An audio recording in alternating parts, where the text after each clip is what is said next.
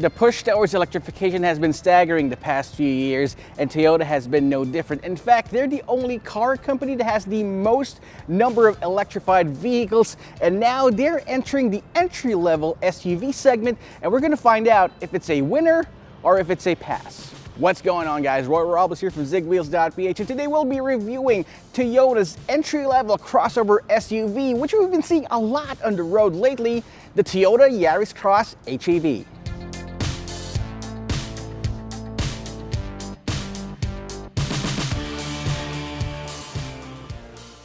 When Toyota buyers purchase any Toyota vehicle, they want to make sure that they're not getting the short end of the stick. Even though they're buying something more affordable down Toyota's food chain, they want to make sure that they feel like they're driving the RAV4. And this is actually what reminds me a lot of that. Although it is smaller in dimensions and all around, you've got this nice front grille, which does remind me a lot of the RAV4, even the Toyota Corolla Cross. This time we got these LED headlamps with LED DRLs, even LED fog lamps, which I think might really add up to the value that you're getting when you're buying the Toyota Yaris Cross. You got these nice character lines on the hood right here, evoking a sense of power, a sense of macho appeal, although you're driving a small crossover SUV.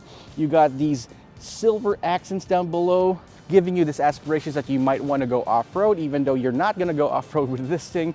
And yes, you even get a dash cam. We'll be talking about that more later on. You can see even more cameras right there behind the rear view mirror, as well as here right below the Toyota badge. You get this silver badge right here. This is the normal Toyota badge, which means that every Toyota badge you're getting will be a green vehicle, and in the future everything will be hybrid. Overall, I like the whole countenance of the front end right here. Again, like I said, it evokes a sense of aggressiveness, and even though you're driving a small SUV, you still have that big car energy. And yes, you do lose the blue Toyota badge, but you gain this one right here. This is what's going to signify that you're driving an electrified vehicle, and this new Toyota hologram looking badge here with the words HEV. Right here you got 17-inch alloy wheels. It has this nice two-tone look to it. You got 4 disc brakes all around. You got a nice looking side skirt right here, right there on the side with silver accents. And yes, black plastic cladding. If you're doubting if this is an SUV, yep, you got those black plastic claddings, as well as 212 millimeters of ground clearance, which gives you enough space for you to get out of any tight situation, especially in the metro. You got these repeater signals right here on the side mirrors, as well as another camera. You got one on each side. Works with a 360-degree camera system. A nice roof rail up top, but I think it's just there for cosmetics. You do have these latches on each side, which means it can carry some load, I think. I love this dark blue color. It gives it a sense of purpose, even though you're driving a small SUV. It lacks a couple of sharp character lines, which the front has on the side right here, but it gives it a cleaner look, which I really appreciate. And again, hints towards the Corolla Cross and the RAV4. This blacked out strip here, giving it a floating roof design and a sharp rake right there in the back. Overall, it's a nice look when it comes to the segment, but it won't be differentiating itself that much, especially when compared to its rivals. But one thing it does look different with is right there in the back, which I'm going to show you right now. Take a look at these tail lamps. These tail lamps give the Yaris Cross a premium kind of effect, as well as a luxurious and sporty feel at the same time. These LED tail lamps really blend well with its character lines right here in the back, which I believe is its best angle. You even have the same HEV badge right there in the back, as well as the S variant badge, which means this is the S variant, of course. You got a spoiler up top, a shark's fin antenna for you guys who love shark's fin antennas, as well as the same kind of silver trim right there at the bottom, evoking a sense of a rear diffuser of some sort. Of course, that's not going to be of any effect though, it's just there for the look, but I love how it looks right there. You got some sensors right here in the back, as well as another camera. It works with a 360-degree camera system, and it also has a power tailgate. The power tailgate works great because it gives you access to all your stuff. Now, being a car reviewer, I carry a lot of crap with me wherever I go.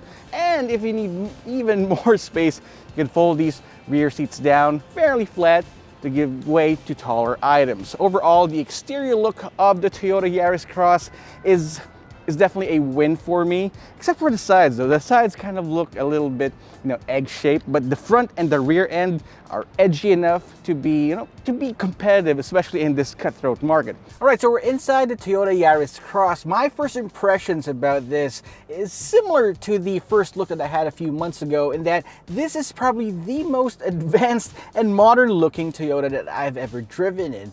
So for example, gone is the small-ish touchscreen infotainment system with even a CD player to it. This time you get this huge one with nice touchscreen sensitivity. It also has both wireless Apple CarPlay and Android Auto. More on that later on. You got this digital gauge cluster. You can actually change the themes to depending on how you feel that day. You can go all sporty, all classy, and all weird. So that's probably all the moods that you'll be feeling in whenever you're driving the Yaris Cross. So the leather-wrapped steering wheel right here, try saying that 10 times fast, is completely adjustable for both reach and rake. And yeah, you can get your optimal driving position with this one because the adjustment settings are pretty far off and it's nice. You got these complete buttons on the steering wheel. You got your advanced driver assist systems right here on the right and your media, trip computer, volume buttons on the left. You even have a nice nifty camera button right there to control your 360-degree camera system right here, and it is kind of nice. Right here to the left, you got a complete set of buttons, well, kind of complete buttons right here to turn off your traction control, your parking assist button, EV mode, and automatic headlamps. So you also have a button right there to open up the power tailgate right there in the back. It's fine. One thing I don't like about this though is, well, some car brands' insistence on trying to put in these piano black accents everywhere. I mean, check it out. I just actually wiped this down and right away you got some dust on them. Actually looking at it funny, gives it dust and scratches right away, which is not a plus for me. What I do like though is the automatic climate control, which is nice. You got your power button right here to turn your engine on and off, and you even have two USB ports, one USB-A and one USB-C. You also have the ability to wirelessly charge your phone. It fits in right there. Even this iPhone 14 Pro Max fits in quite nicely, which is perfect. You do have this nice shifter right here. It is nice and chunky. It's easy to operate forward and back, PRNDB. And you can even select your different drive modes right here. You got power, eco, and normal, so which is nice. You got an electronic parking brake with automatic brake hold. Plus, the knee section right here in the center console is nicely padded. One thing that Toyota added as extra is a nice dash cam right here. So it's a plug and forget system, so you won't even notice and remember that it's there. It's pretty spacious in here. It's spacious for a subcompact crossover SUV, but for a guy like me, it's you're not gonna expect that much, especially from this small crossover. They would have to make some concessions for the space, and my knees are barely in it, but it's fine for this particular segment. Again, this is one of the probably more affordable Toyota hybrid vehicles in the market for now. You do have an adjustable seat, electronically adjustable seat right here, which is nice. The passenger would get a manual seat controls right there, which is not ideal, but again, for the price point, it's perfect. I like the design of the dashboard. It's a bit fussy in my opinion. You've got layer upon layer upon layer of dashboards. You've got a huge glove box there. The seats are nicely padded. This is going to be very comfortable for me, and the bolsters are not too aggressive as well. So if you still have a little bit of that holiday weight, this is pretty much very forgiving. All right, so overall, it's all right, especially for a modern crossover SUV. You can have all this nice amenities, easy to reach, very ergonomic. But one thing that I would like to test later on are these sound systems, because this has Pioneer sound systems. I'm gonna tell you what, you're definitely gonna need them, especially in your drive. They have it has great quality. I think Toyota was able to install those things out of necessity. Again, I'll tell you more about that and why. It also has nice ambient lighting, which is a surprise, especially for this particular segment. You can actually select different colors depending, again, how you feel. One more thing that I would like to mention before I forget is you've got a panoramic sunroof on top. It's very noisy and you can barely hear me through the sound of the motor running, but it is nice and I appreciate that it is there, and you can again barely hear me from the noise of the panoramic sunroof. And even though you got this panoramic sunroof on top, you still have a lot of space for your head. So you got a lot of headroom right here. Plus, one thing that you don't usually see in cars with panoramic sunroofs, you do have a dome light right here in the back. So Toyota knows what's what with this one right here. All right. So in the back, you do have 2 air vents, which is highly appreciated. You got nice room for your knees and your feet. Now, even though I'm driving in my natural driving position right here, I still have a lot of room to play with. I don't see myself fitting 3 of me in the back, although you got a headrest right here and some seat belts. I won't be imagining 3 of myself or even my director right here. You got 2 USB-C ports right here in the back. You've got a center armrest with 2 cup holders. You got nice bottle holders on the side. And yeah, I could live here. I could be comfortable in the back of the Toyota Corolla Cross. No, I could be comfortable in the back of the Toyota Yaris. You can be comfortable in the back of the Toyota Yaris Cross, no problems. But like I say, during these reviews, my goal is to tell you how this drives, and that's exactly what we're gonna do, and take this for a spin. All right, so we're behind the wheel of the Toyota Yaris Cross. This is the HEV S variant, which means it has the 1.5 liter naturally aspirated engine mated to an electric motor. So this is actually the first time that Toyota is implementing or using this engine in any of its vehicles. So yeah, we're gonna find out exactly how this drives. I'm gonna tell you exactly how it drives. It's a bit noisy inside though, as you can hear, and that is not pumped in audio. It's definitely sound coming from the engine, working overtime, moving the car forward, and at the same time charging that battery for the electric motor. Overall, it makes a total power of 111 horses, which makes it, well, which puts it right smack in the middle of the subcompact crossover segment. It's not gonna beat any of the turbocharged variants or turbocharged models, but it's gonna get the job done. Let's do a quick acceleration test right here, and let's use all that in power mode.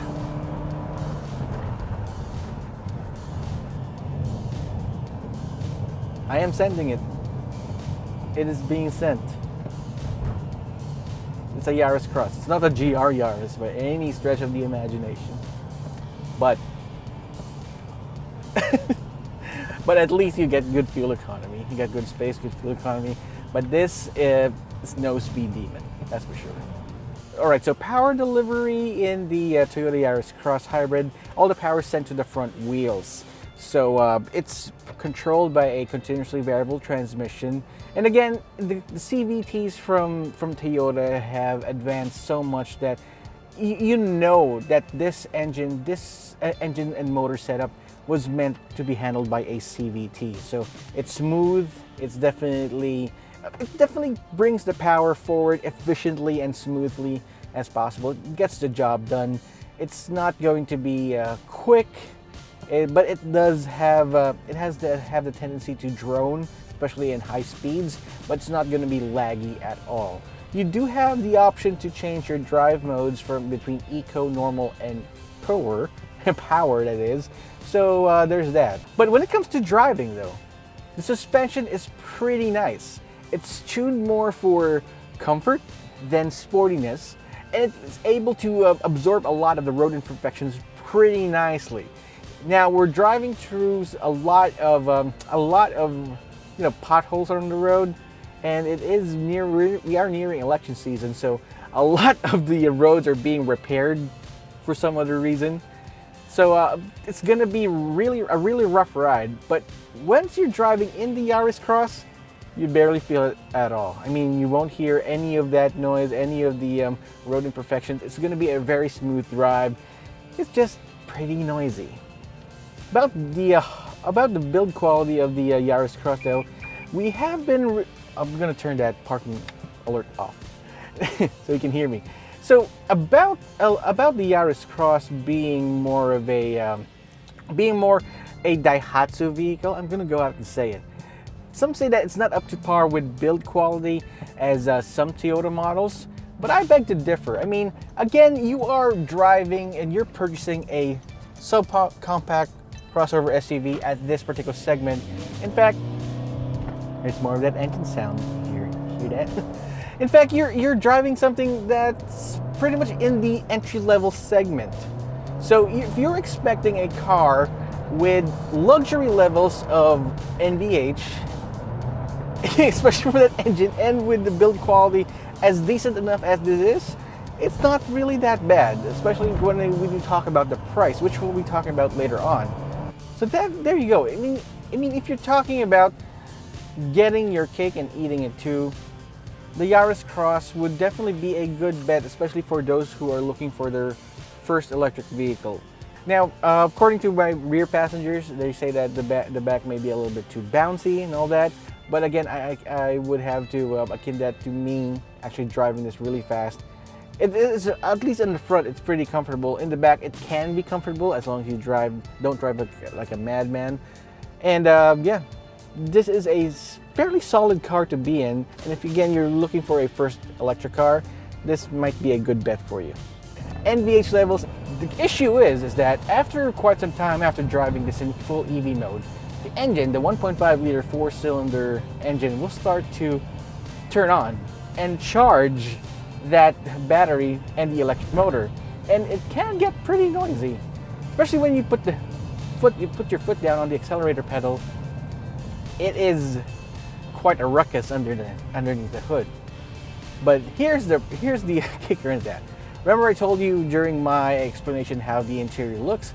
These Pioneer speakers, they're definitely a cut above the rest when it comes to this segment. They seem to have this may have come from a much more expensive car, and it was tuned by someone who really knows their sounds, because it drowns out, that's right, it drowns out all that ruckus, all that noise quite nicely. It has good clarity, good bass, and it's nice. Once you turn that on, listen to your music, you forget about those sounds. So there, problem solved. Engine too noisy, turn on your Pioneer's powered touchscreen infotainment system, turn on Spotify, listen to the loudest, most bass-filled music you can, and enjoy your life. Here's the best part: fuel economy. The main reason you're getting a hybrid vehicle or an electric vehicle, for the fact, is you're trying to save money at the pump. So fuel economy for the Toyota Yaris Cross, we've finally gotten it. You get 14 kilometers per liter in the city. In horrible traffic, really bad traffic, this will net you 14 kilometers per liter. Now, earlier this morning, I was driving all the way from home right here to Pasig. It was fairly bad traffic itself, but I was still able to net 19 kilometers per liter. But on a regular, horrible, bad, Carmageddon traffic day, 14 kilometers per liter is your norm. Now, if you head out to the highway, that's where things get really exciting. 24 kilometers per liter, that's what your fuel economy is going to get. That's what the Toyota Yaris Cross will be getting you. And with a 47-liter fuel tank, I wonder how many times you'll be getting to the pump in this thing, because this is definitely a real hypermiler without even you thinking about it. So you get these nice amenities from Toyota, good safety features, okay acceleration from that engine and motor combination, because it's a hybrid. But at the end of the day, you'll be greeting your gas boys a little less more often than you would in a normal crossover. Right, so safety features in the Toyota Yaris Cross, this is the top of the line S variant, include a complete slew of Toyota safety sense. So you got forward collision warning, forward collision mitigation, you've got lane keep assist with lane tracing, you've got blind spot monitoring systems, you've got a 360-degree around view camera, you've got rear cross traffic alert, you've got parking sensors all around. You got multiple airbags, ABS with electronic brake force distribution. You got safety seat belts. You got ISOFIX anchors. You got automatic headlamps with automatic leveling.